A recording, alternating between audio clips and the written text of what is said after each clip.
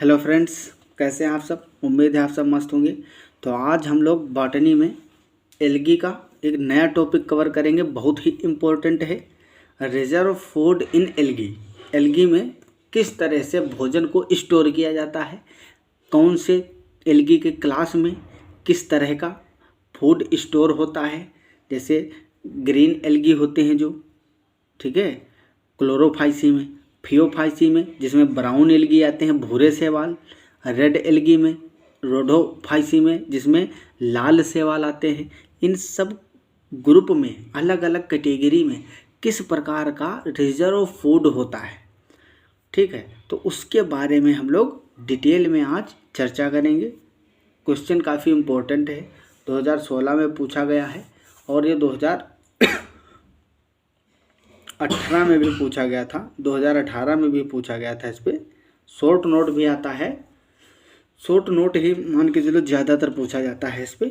और इससे आपके ऑब्जेक्टिव जो होते हैं एमसीक्यू वो भी आपके कवर हो जाएंगे अगर अच्छे से आप इसको पढ़ोगे। तो उम्मीद है अच्छे से आपको मैं समझा पाऊँगा, ऐसा कोशिश करूँगा। तो रिजर्व फूड इन एल्गी, जैसे कि बात करें ह्यूमन बींग्स की, हम लोगों में रिजर्व फूड क्या होता है। हम लोग जो भोजन करते हैं उसमें क्या होता है, मेनली कार्बोहाइड्रेट होता है, प्रोटीन होता है, फैट होते हैं, यही सब मटेरियल होता है, विटामिन्स वगैरह होते हैं। तो ये जो प्रोटीन फैट, ठीक है, आपको मैं थोड़ा अच्छे से समझा दूँ, डिस्क्राइब कर दूँ, ताकि ये पता चल जाए पहले कि रिजर्व फूड आखिर है क्या, क्या मतलब है इसका। जैसे कि बात करते हैं हम ह्यूमन की, ठीक है। तो ह्यूमन में क्या होता है, ह्यूमन या अदर एनिमल्स बहुत सारे हैं, ये जो भोजन करते हैं, क्या भोजन, तो भोजन से हमको क्या क्या मिलता है, कार्बोहाइड्रेट, हाइड्रेट और प्रोटीन, और क्या मिलता है, जितने भी प्रकार के न्यूट्रिशन होते हैं। फैट जो होता है, फैट जिसको हम लोग लिपिड भी बोलते हैं ना, लिपिड। जैसे ऑयल, ऑयल एक क्या है, लिपिड ही है। हम लोग सरसों का ऑयल, सोयाबीन का ऑयल, ये सब यूज़ करते हैं तो खाने में, तो ये सब मेन कॉन्स्टिट्यूएंट है, ठीक है। और विटामिन्स भी होते हैं ना उसमें, विटामिन्स होते हैं, हार्मोन्स होते हैं, हार्मोन्स, बहुत सारी चीज़ें हैं जो कि भोजन के थ्रू हम लोगों को मिलती है। Vitamin, hormone, carbohydrate, lipid, protein. तो मेनली हम बात कर रहे हैं रिजर्व फूड की, ठीक है। तो ये जो कार्बोहाइड्रेट, प्रोटीन और फैट है, खाना खाने के बाद में तुरंत डाइजेशन स्टार्ट हो जाता है, आप लोगों को पता ही होगा। कार्बोहाइड्रेट का डाइजेशन माउथ से ही स्टार्ट हो जाता है, जो बक्कल केविटी है, मुख गुहा है, वहीं पे 30% इसका डाइजेशन हो जाता है। अभी आपको जब ह्यूमन फिजियोलॉजी और बायोकेमिस्ट्री पढ़ाएंगे सेकंड सेमेस्टर में, तो उसमें बताएंगे किस तरह से डाइजेशन होता है डिटेल में। लेकिन इतना समझ लो, भोजन खाते हम लोग करते हैं, उसके बाद में ये जो मैक्रो मोलिक्यूल हैं, ये क्या है, बड़े मोलिक्यूल होते हैं, कार्बोहाइड्रेट, प्रोटीन, फैट।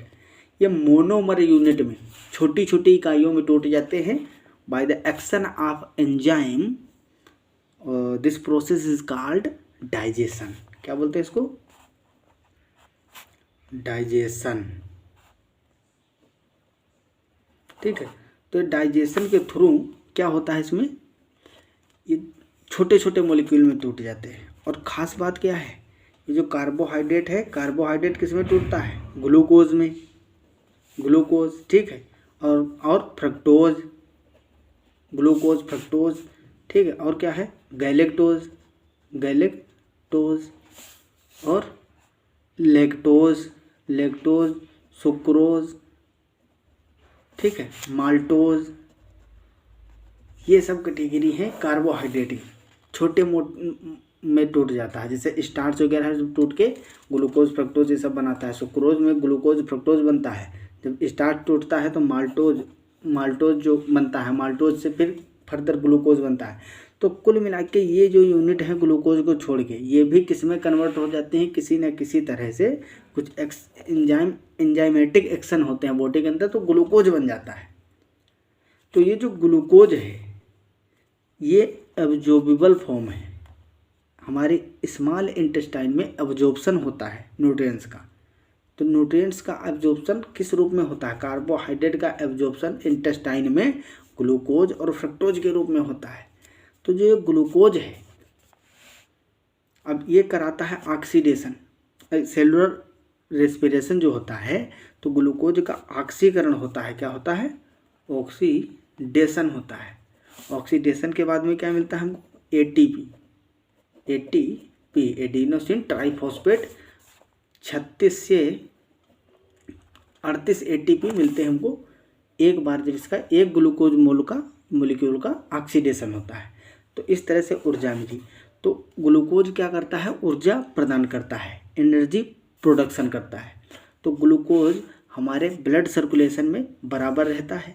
अब ब्लड सर्कुलेशन में एक फिक्स मात्रा होती है कि हमारे ब्लड में कितना ग्लूकोज लेवल रहेगा।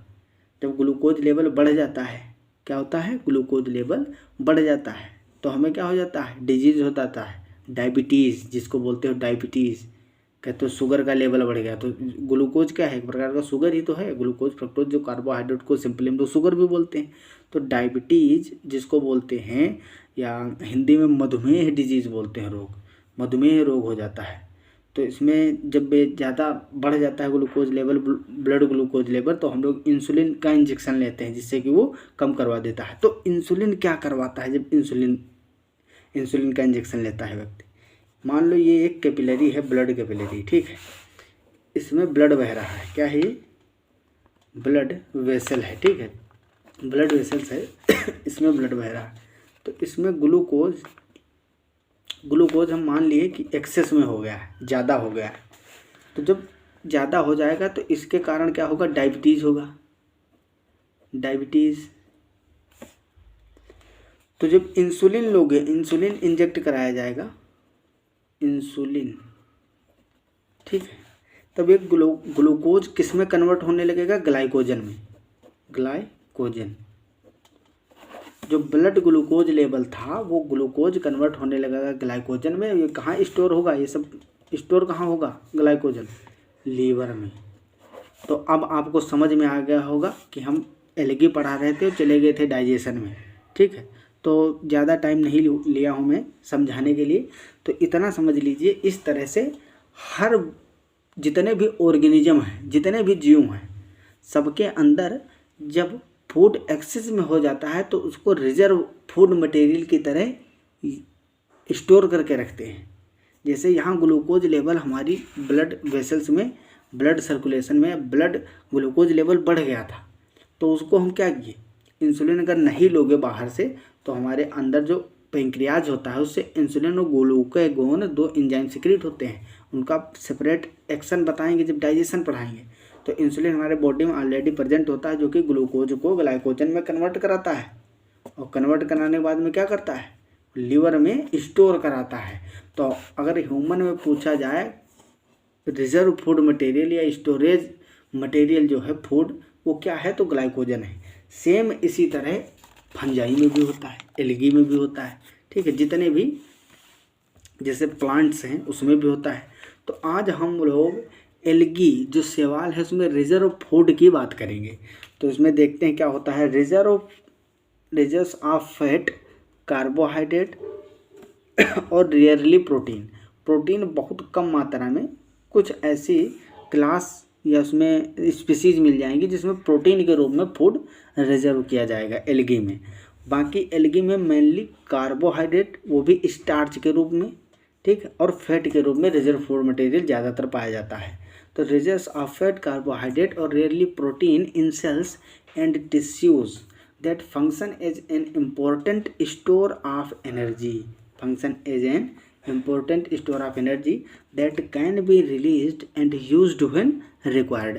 जब उसको स्टोर करके रख लेंगे इस फूड को, और काफ़ी दिन तक मान लो वो ऐसी कंडीशन में आ गई कि एल्गी तालाब में थी या कहीं आर्टिफिशियल मीडियम में उगाई गई थी, उसमें न्यूट्रिशन की कंसंट्रेशन कम हो गई वाटर में, मान लो वाटर में उगाए आप, तो उसमें जब न्यूट्रिशन कम मिलेगा तो ऑलरेडी जो स्टोर करके रखे होंगे उसका यूज करेंगे एनर्जी प्रोडक्शन में, और उससे अपने फंक्शन जितने भी हैं इम्पोर्टेंट फंक्शन उनको पूरा करेंगे, कार्यों को।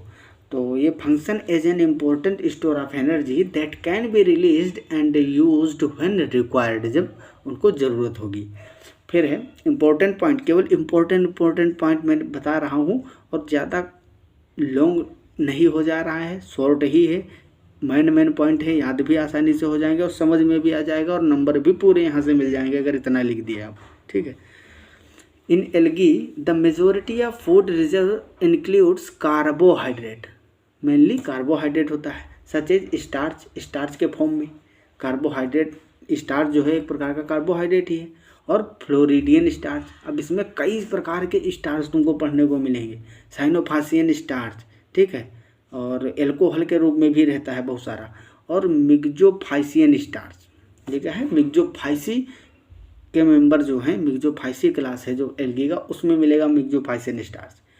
सम other polysaccharides such as laminarin और पैरामाइलम और leucosin are also present in some algae, ठीक है। ये सारे वर्ड बहुत ही इंपॉर्टेंट है, सीधा पूछता है लेमिनेरिन क्या है, लेमिनेरिन किस में प्रेजेंट होता है, तो ये फियोफाइसिन होता है, अभी आगे बताएंगे।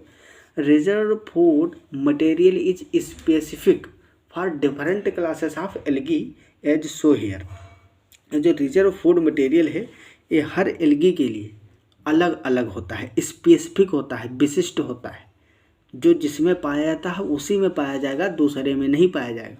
जैसे हम लोग हैं तो हमारे बॉडी के अंदर जो रिजर्व फूड मटेरियल है, जो हमारे लीवर में स्टोर है ग्लाइकोजन, वही आपके लीवर में स्टोर है, लेकिन ऐसा यहाँ पे नहीं देखने को मिलता है। यहाँ स्पेसिफिसिटी है, विशिष्टता है। अगर साइनोफाइसी में साइनोफाइसिन स्टार्च है तो वो क्लोरोफाइसिन नहीं होगा, रोडोफाइसिन नहीं होगा, और जो क्लोरोफाइसिन होगा वो अदर क्लास में नहीं प्रेजेंट होगा, ठीक है। तो ये स्पेसिफिक फीचर है इनका, एल्गी का रिजर्व फूड मटेरियल। ये भी पूछ लेता है unique feature of algae, option दिया होगा नीचे, तो उसमें क्या करेक्ट करोगे, रिजर्व फूड मटेरियल। तो आगे देखते हैं, क्लास दिए हुए हैं कुछ important, cyanophyceae, chlorophyceae, xanthophyceae, phaeophyceae, rhodophyceae, ठीक है। साइनोफाइसी को कॉमनली हम लोग ब्लू ग्रीन एल्गी भी बोलते हैं, BGA, ठीक है, ब्लू ग्रीन एल्गी, या इनको साइनो बैक्टीरिया भी बोलते हैं, साइनो बैक्टीरिया, ठीक है। आप लोग पढ़े होंगे इससे पहले, जो एल्गी की मैंने पार्ट डाला है तो आपको पता होगा, खैर बताने की ज़रूरत नहीं थी, क्योंकि अगर आप लोग पढ़े होंगे तो, नहीं देखे तो अब जाके देख लीजिए। मैंने एल्गी का एक एक पार्ट एकदम से अच्छे से कंप्लीट करवा रहा हूँ, ठीक है, जैसे क्वेश्चन जो पूछे जाते हैं। फिर तो साइनो बैक्टीरिया में देखते हैं, cyanophyceae, cyanobacteria, blue green algae भी बोलते हैं उसको। इसमें रिजर्व फूड मटेरियल होता है साइनोफाइसियन स्टार्च। अब इजीली आप याद रख सकते हो, स्टार्च प्रेजेंट है लेकिन कैसा है, साइनोफाइसियन। तो जैसे ही साइनोफाइसियन आएगा आपको तुरंत पता चल जाएगा ये साइनोफाइसी में होगा, ठीक है। ये स्पेशल टाइप ऑफ स्टार्च है, ठीक है। और साइनोफाइसिन ग्रेन्यूल्स, ये प्रोटीन के बने होते हैं, साइनोफाइसिन ग्रेन्यूल्स। ग्रेन्यूल क्या होते हैं, मेनली राइबोसोम की तरह इस तरह से सेल के अंदर स्टोर रहते हैं एक पॉकेट के अंदर, ठीक है। ये क्या है, साइनोफाइसिन ग्रेन्यूल्स। फिर है क्लोरोफाइसी, जिसको क्लोरोफाइसी को हम ग्रीन एल्गी भी बोलते हैं, क्या बोलते हैं, ग्रीन एल्गा। अब ग्रीन एल्गा जो क्लोरोफाइसी है, इसमें नॉर्मली जो स्टार्च होता है, जो प्लांट्स में जितने भी मेनली प्लांट हैं उनमें स्टोर होता है, वैसा ही सिंपल स्टार्च जो कि अमाइलोपेक्टिन और अमाइलोज से मिलकर बना होता है 2 यूनिट से, और फैट जिसे ऑयल है, ठीक है, वही फैट्स, तो ये प्रेजेंट होता है क्लोरोफाइसी में। फिर बात करते हैं जेंथोफाइसी। तो जेंथोफाइसी में ऑयल, ठीक है, ऑयल ओनली किस में मिलेगा तुमको, जेंथोफाइसी में, इसको याद रखना, केवल एक ही है इसमें, जेंथोफाइसी में ऑयल प्रेजेंट होता है रिजर्व फूड मटेरियल। फिर फियोफाइसी को हम ब्राउन एल्गी भी बोलते हैं, क्या बोलते हैं, ब्राउन एल्गी। भूरे शैवाल में इसमें बहुत ज़्यादा वेरिएशन देखने को मिलता है रिजर्व फूड मटेरियल में, अलग अलग स्पीसीज में अलग अलग प्रकार का। इसमें देखो क्या हो सकता है, मैनीटोल हो सकता है, क्या मैनीटोल, ये 2 बार रिपीट हो गया है, सॉरी। तो इसमें मैनीटोल प्रेजेंट होगा कुछ फियोफाइसी में, ब्राउन एल्गी में। और लेमिनेरिन किस में होता है, खासकर लेमिनेरिया में प्रेजेंट होता है। लेमिनेरिया एक स्पीसीज है इसकी, फियोफाइसी की, भूरे शैवाल की, बहुत क्वेश्चन भी पूछता है इस पर।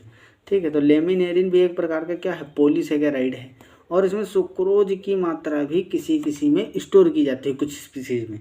तो फियोफाइसी के याद रखेंगे, ब्राउन एल्गी के जो भूरे सवाल हैं। मैनिटोल एक प्रकार का एल्कोहल है, आप लोगों को पता ही होगा, जहाँ ओल लग जाता है लास्ट में एल्कोहल का सफिक्स होता है ना।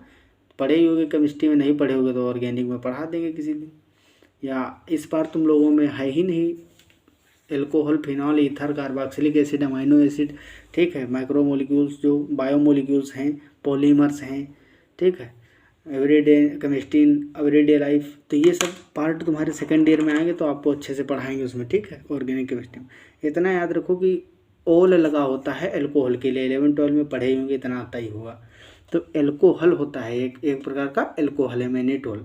और लेमिनेरिन भी ब्राउन एल्गी में पाया जाता है। एग्जाम्पल पूछे तो लेमिनेरिया में, ये एक प्रकार का पॉलीसेकेराइड है। और सुक्रोज भी कुछ हद तक पाया गया है फियोफाइसी में। अब बात करते हैं लास्ट जो क्लास है, लास्ट क्लास रोडोफाइसिस को रेड एल्गी भी बोलते हैं, रेड एल्गी बोलते हैं, ठीक है। तो रेड एल्गी में फ्लोरिडियन स्टार्च होता है। कौन सा? फ्लोरिडियन स्टार्च, जो कि सिमिलर किसके होता है? पॉलीसेकेराइड सिमिलर टू स्टार्च, ठीक है।